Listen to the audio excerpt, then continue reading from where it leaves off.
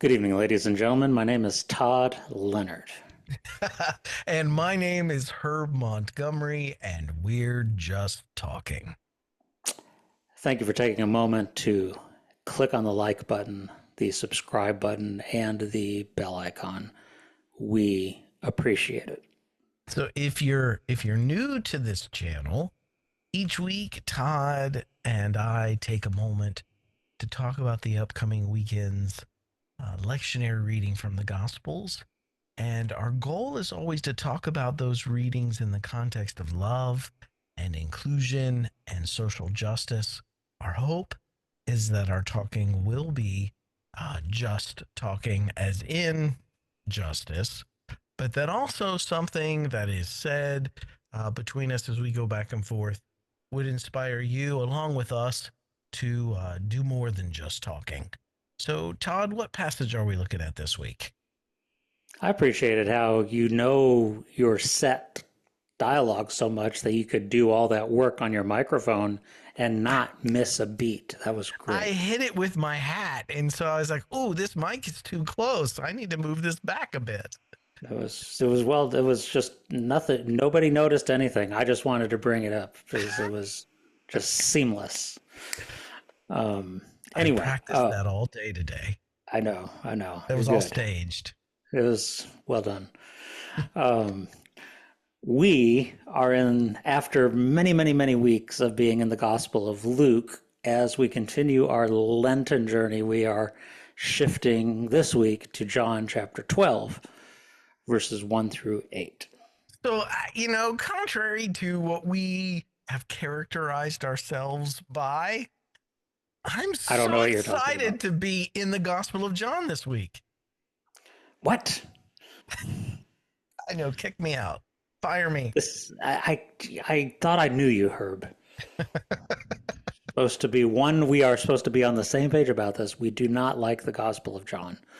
We are not supposed to enjoy it, and we are supposed to, and frankly, if we are not going to mock and denigrate it for the next 30 minutes, I don't want to be a part of this.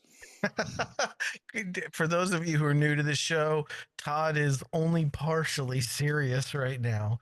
Oh, We do have challenges with the Gospel of John. There's a lot of spiritualizing of the Gospels that John goes through, but tonight's passage, the changes that John makes in this story from the synoptics to John's Gospel, there's a rich history here that if we uncover it, there's some beautiful stuff that comes out. I think that if we uncover the way that this history has been used against women in leadership in the Christian church, if we can get to the heart of what's happening here, it's actually, there's some good stuff here. There's some good stuff in our discussion tonight. well, only because I love you, Herb. I'll give you a shot. I'll give you a shot. Don't break my heart.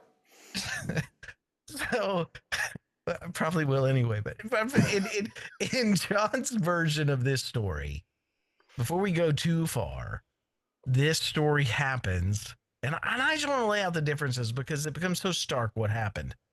So this is the story of the woman who anoints Jesus while he's reclining at table at dinner or whatever meal it was, anoints him before burial. And in John's gospel, this is 6 days before the Passover.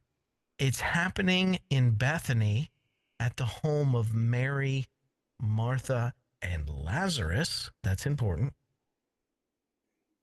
And it's Mary of Bethany that is taking the pure nard. That's such a funny word, nard. The pure nard, which is an expensive perfume, it says, and pours it on Jesus's feet and wipes his feet with his hair. The reason I am so excited to talk about this week is because this is such a radically different version of the story than what we find in the other synoptics. And this version of the story has been used by the patriarchy to the detriment of women in Christianity. Mm. And the history is so interesting to me. So if we go all the way back in Mark, this story takes place with a woman who is morally upright. It's happening at Simon the leper's house. And she is simply wanting to anoint Jesus's body before his death and burial. Morally upright. We get to Matthew, and it's the same story, but it's no longer Simon the leper. It's Simon the Pharisee. So it's shifted a little bit. It's now a member of the Pharisees. And some people who like the harmony of the gospel approach to the gospels, they say, well, maybe this Pharisee was a leper too. I don't like harmony of the gospels. I think we should let the stories set on their own and communicate the different points they're trying to communicate. But nonetheless, in this story, he's a leper. I'm sorry, he's a Pharisee in Matthew.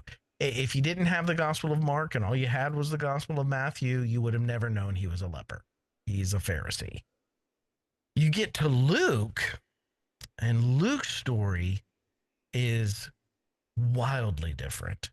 This is no longer a morally upright woman who's wanting to anoint Jesus's body before burial. It's now a woman who has lived a sinful life. It's in Luke chapter 7, and this is great because it's a woman who's lived a sinful life, and the story ends in Luke 7:50 with Jesus telling her that her faith has saved her to go in peace. And then the very next chapter, Luke chapter 8, we bump into a woman named Mary called Magdalene, or who we know as Mary Magdalene or Magdala, out of whom 7 demons had been cast out. But this is it would have been so easy for Luke to say, this is the woman we just talked about in the previous chapter. But no, this is a different woman. This is a woman of affluence who actually supported Jesus. Was one of the women who supported Jesus out of their own means. And then we get to Luke chapter 10, and we have Mary, Martha's sister, Mary of Bethany, 2 women removed from this woman who anointed Jesus, who was a sinful woman in Luke. We get, and also in Luke, Mary and Martha, this is just a little side note, they don't have a brother named Lazarus in the Gospel of Luke, which is kind of suspect. If they do, he's never mentioned, which again, that's suspect. How do you not mention Lazarus?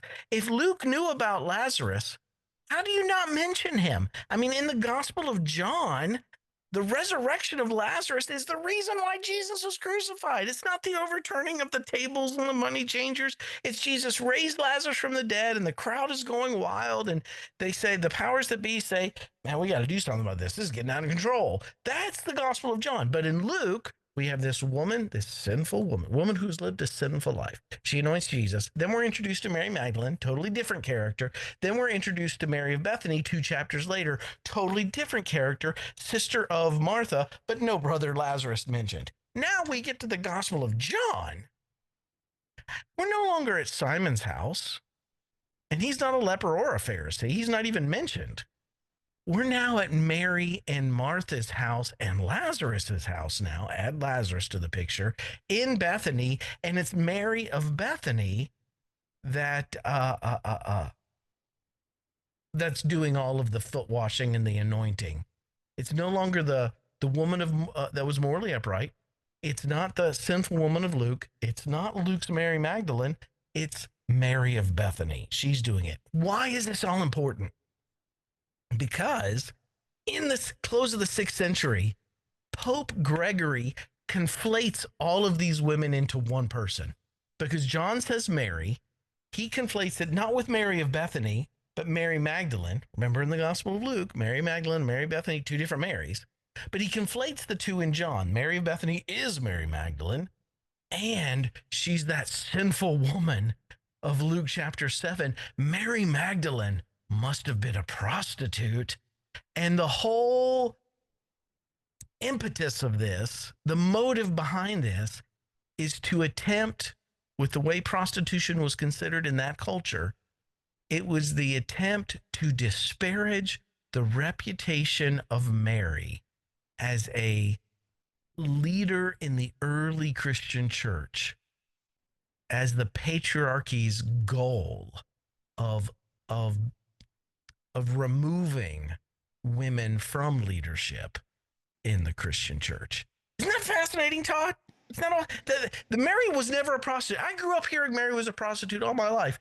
Pope Gregory said she was a prostitute. There's nothing in the scriptures that says she was, and actually historically, she was an incredibly successful church leader in the early Jesus movement. But when we're trying to prevent women from taking leadership roles in Christianity, like the patriarchy was doing, well, then we need to call Mary. We need to somehow tarnish her reputation. So how do we do that? We conflate these three women, the women anointing Jesus, Mary of Bethany, and Mary Magdalene. We conflate all three, and we say that Mary Magdalene it's a leap. It's a huge leap. Mary Magdalene is that woman who had lived a sinful life. Mm. Yeah. It's amazing. And I'm curious, and I don't know if you know this. We know there was a Gnostic type gospel of Mary Magdalene that was written at some point. Correct. And I don't know if and at times there was a movement within the varied traditions of Christianity, which what you and I have talked about in the past, is Christianity was a much more varied experience, especially early, it wasn't unified, it wasn't canonized, it wasn't incorporated until you get to the 300s. So right.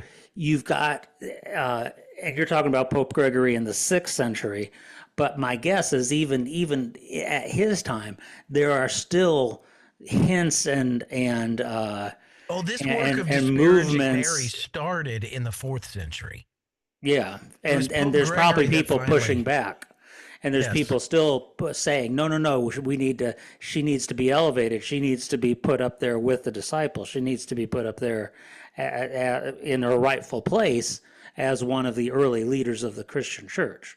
But that lends the question, Todd, if Mary was such a profound and successful leader in the Christian church in its very first century, its very early, very beginnings, then why aren't women allowed to be in leadership in the Christian church today? And I want to say, in certain denominations, more progressive denominations, they most certainly are, but they've not always been, even within those denominations.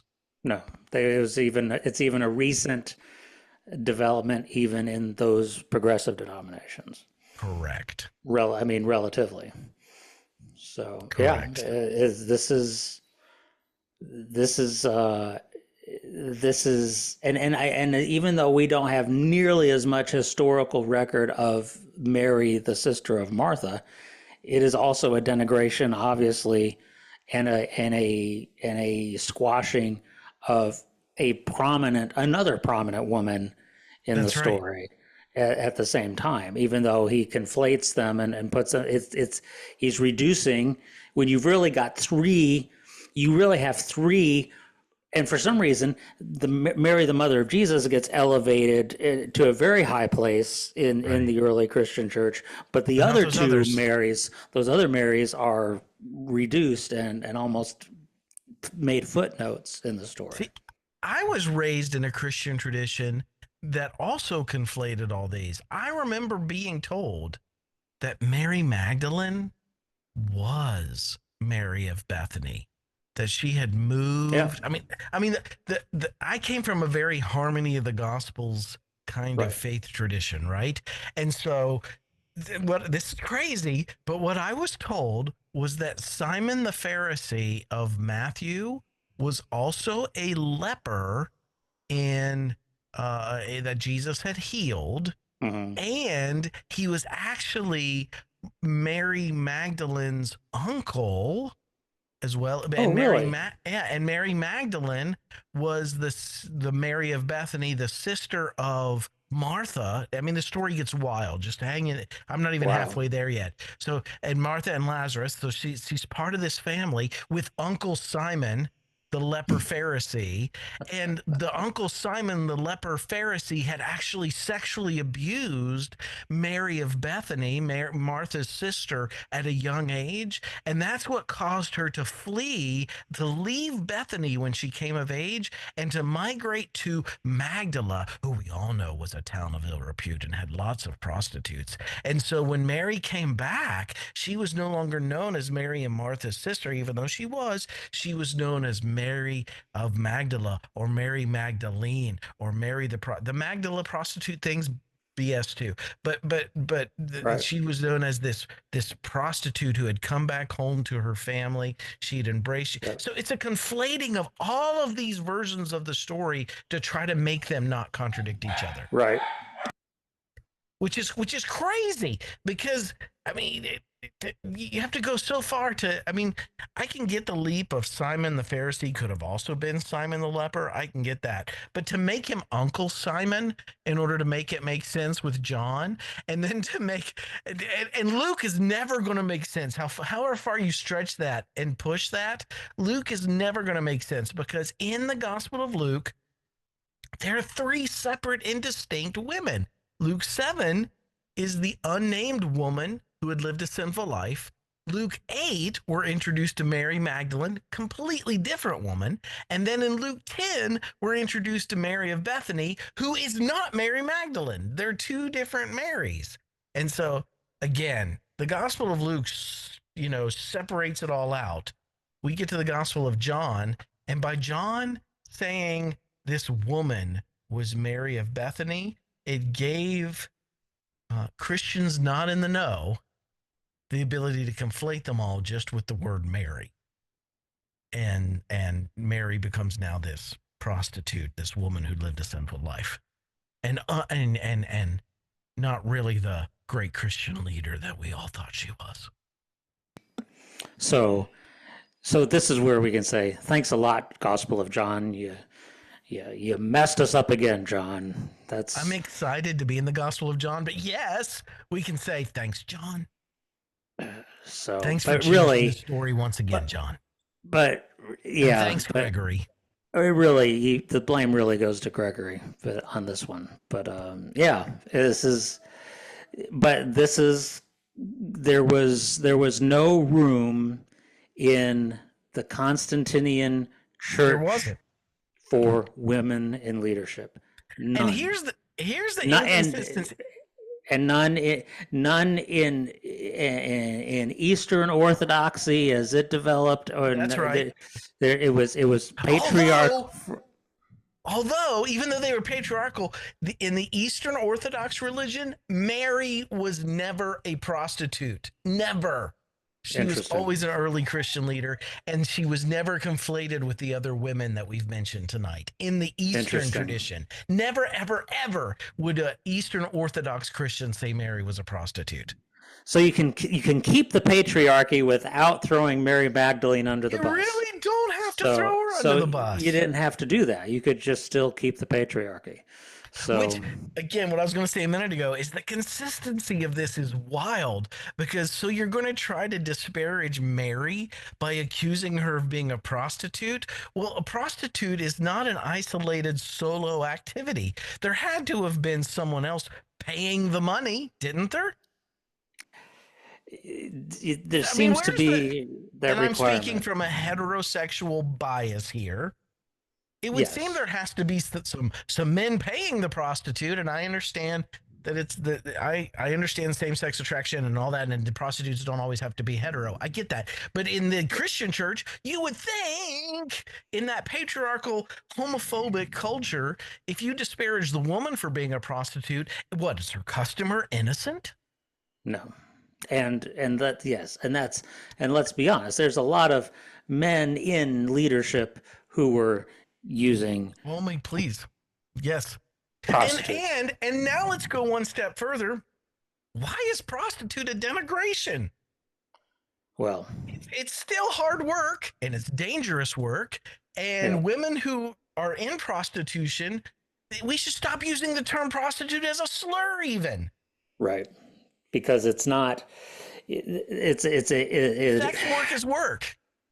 It is, and it's work. It becomes in a lot of situations. It becomes necessity work because there are not other paths to gainful employment where Correct. women have a true choices of career options, and so they Especially in are patriarchal cultures. in patriarchal cultures.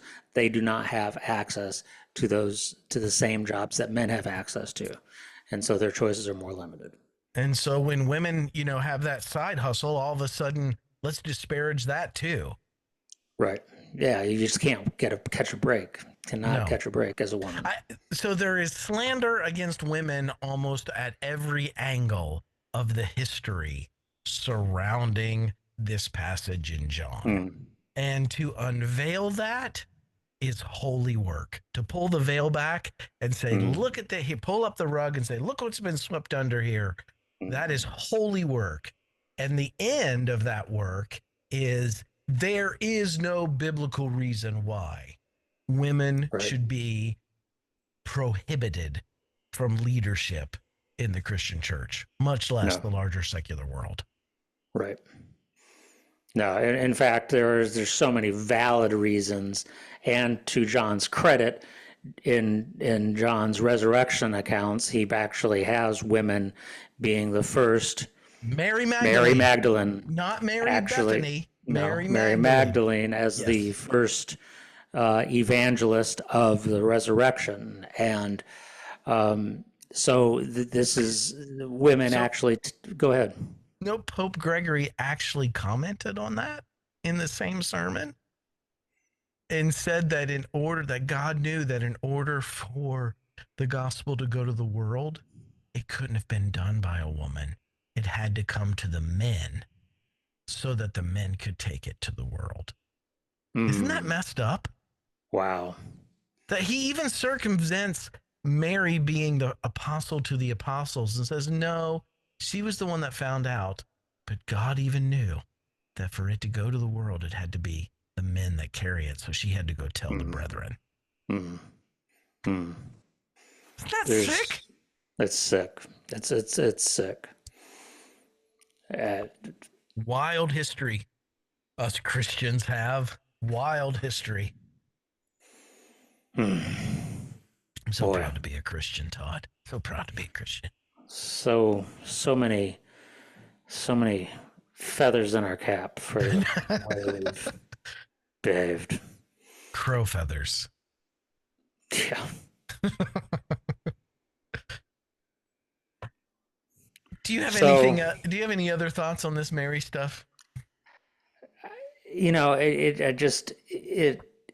it just comes down to, um, like you said, there is. Are we going to let each gospel story take its own trajectory and let it tell its own story for its own purposes and learn from that community that put together that gospel story what they want us to know about this person and allow it to stand on its own, and then recognize that those characters that repeat, even if their stories are told a little bit differently from gospel to gospel, you recognize that, oh, Mary Magdalene shows up multiple places. She has to have been a prominent and important figure, like Peter shows up repeatedly, had to be an important figure in the early Christian church. We need to recognize that. Only Whatever the we do, names of the leaders are mentioned, by the way. right? Yeah, you don't get just accidental pew sitters mentioned in the There's in the no names stories. given. They are the unnamed ones. Yeah, that's right. So if you get named, you're prominent, you matter, you're crucial. And multiple Marys were mentioned. That's right. So and you have other women named between the synoptics and Acts as Mm-hmm. crucial leaders of in Jesus' time and in the early church. That's right. So So if you're named, you're a leader. So let these stories tell their own stories, and let them as a collective be a witness to who. Not that we care about hierarchy as far because the church was very much not a hierarchical structure, but you recognize that in the leadership it was a very diverse and as far as gender goes, egalitarian leadership that formed the early church. Yeah, it wasn't long between the patriarchy did attempt to begin swaying things, but that took years for them to accomplish that goal. And that's why we know that we have a phrase like the early church fathers rather than fathers and mothers. You know what I mean? Like they did eventually accomplish that, but in those early years that you're referencing, leadership was very egalitarian. And two, when we talk about this harmony of the gospels or letting each one of the gospels stand on their own, whoever it was that wrote each gospel, they did not envision a world where four different versions would be bound together in one text and theirs would be one of them. They were writing a story and they were making arguments for their version of the Jesus story and doing it to the best of their ability, which implies if there's something left out, they thought you could have been a good follower of Jesus and not know about that. Yeah. You know what I mean? Like, or either they didn't know about it and they were a good follower of Jesus, or, you know what I'm saying? If you were part of the Matthean community, you would have never known Simon was a leper. Simon was a Pharisee, right? So, I mean, we could push that envelope all night long. There's so many things that are only mentioned in one gospel. So the other gospel authors didn't think you needed to really know that. Yeah. And like you said, Matthew, Mark, and Luke had no need to tell you about Lazarus. Right. Doesn't even show up. There is a Lazarus in the Gospel of Luke, but he's that beggar. Right. Total different story. Exactly. And those that would do harmony in the Gospels, they have to go so far as say, well, Mary of Bethany was Mary Magdalene, the prostitute. Well, maybe Lazarus, the resurrected, had hit some hard times in his life at one point, and he was actually a beggar. You know what I mean? It's just like, how far will we go just on a name? So anyway. One of the other things I want to talk about tonight, Todd, is this infamous statement by Jesus, and it's made in all four gospels, not just the Gospel of John. And I'm just curious to hear from you. That the poor, you will always have the poor among you. Does that mean, what's your take? Does that mean that poverty is inevitable, inescapable, eternal? Nothing we can do about it? Don't say yes. I could just see you, knowing your personality, I could just see you saying, yes. Thanks for checking in with us this week, everyone. Good night, everybody. This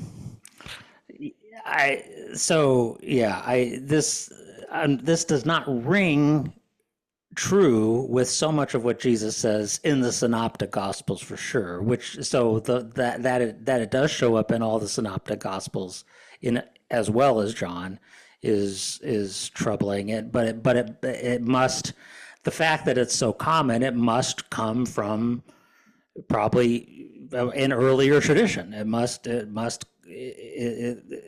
have some traction from deep back, tracing it back in the tradition. So it's I don't, even if it's a true Jesus statement, it doesn't mean, first of all, if you don't have to agree with it. Secondly, are you giving us permission? I'm giving you permission to disagree with Jesus. But secondly, you can say that in in this specific context that the writers of the Gospels are pointing ahead to his resurrection, Mm-hmm. that they utilize this as a narrative device for pointing to his resurrection. Even so, it is a poor phrase, nevertheless, Yeah. because it contradicts, again, so much of what Jesus talks about in the other Gospels. So yeah, so the original language that we have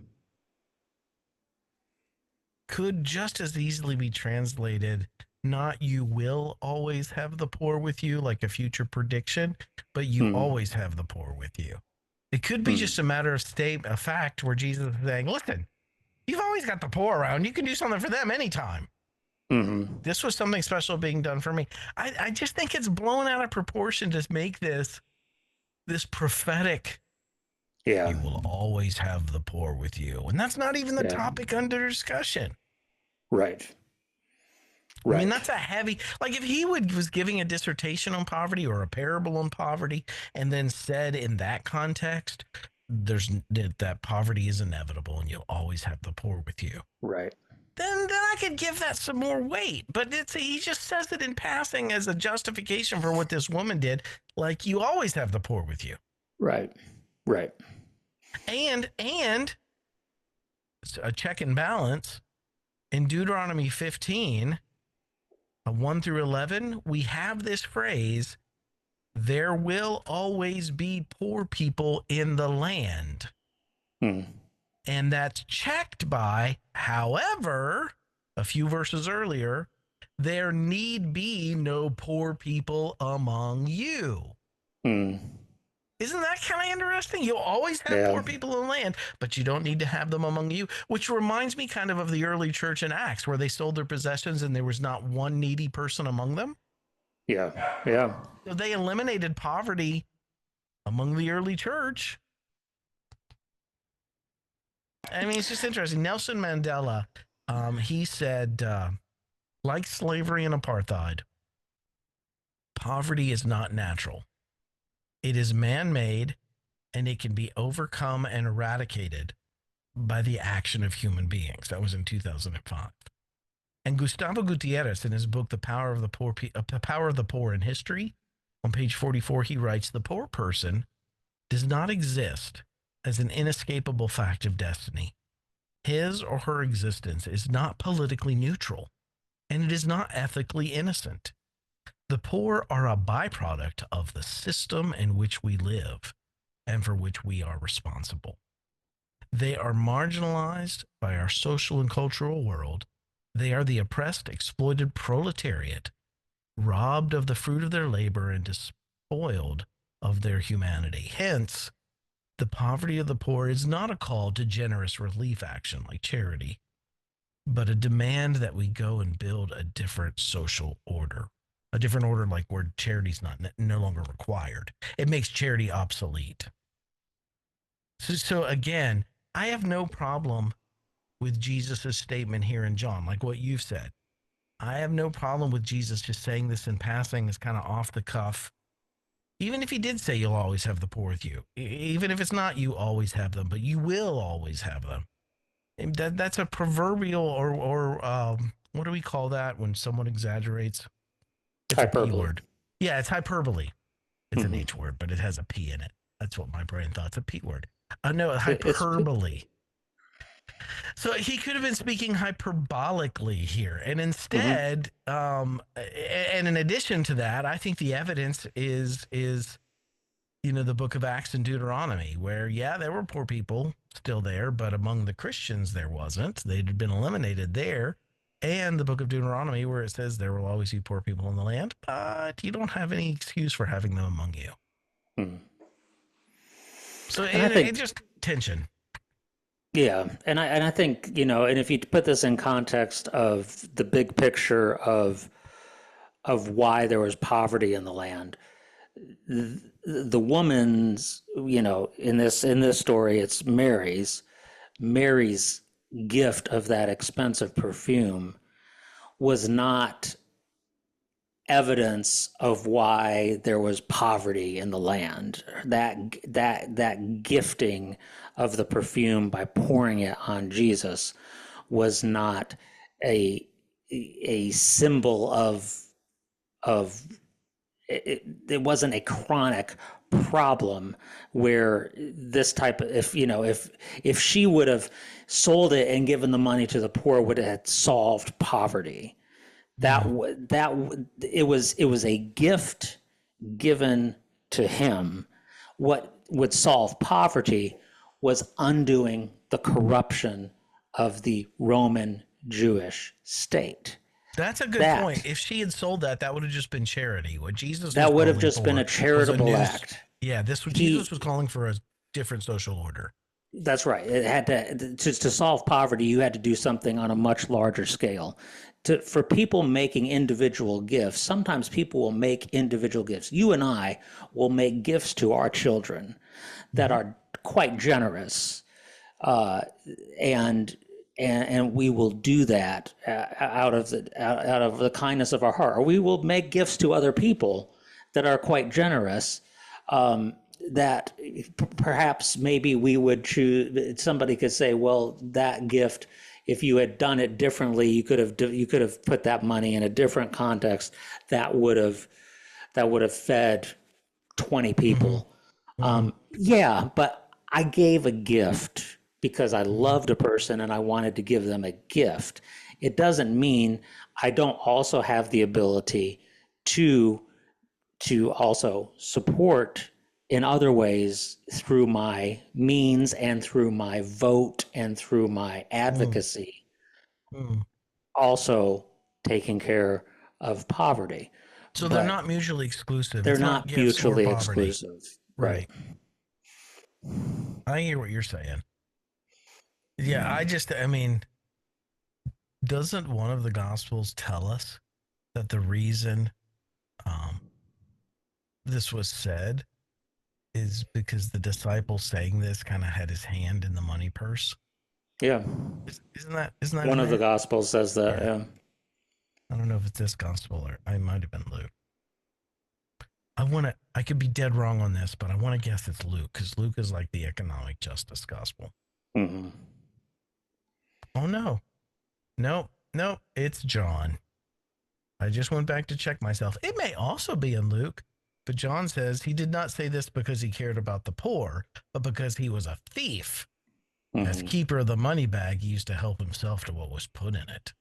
Mm-hmm. So that's interesting. And that says John was very much about foreshadowing and setting up Judas. I mean, so that makes sense.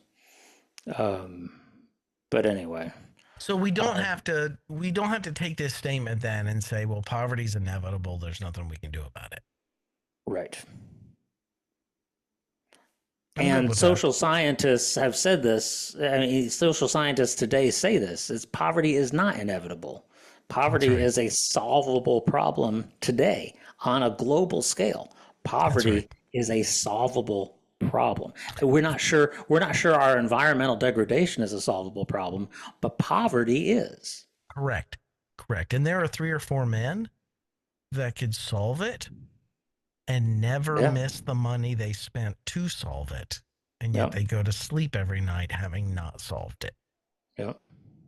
So that's something else to chew on. Wow. Wow. Didn't mean to get heavy. That's heavy. Yeah. Yeah. All right, Todd, anything else this week on this passage? I think you've given us plenty to chew on, sir.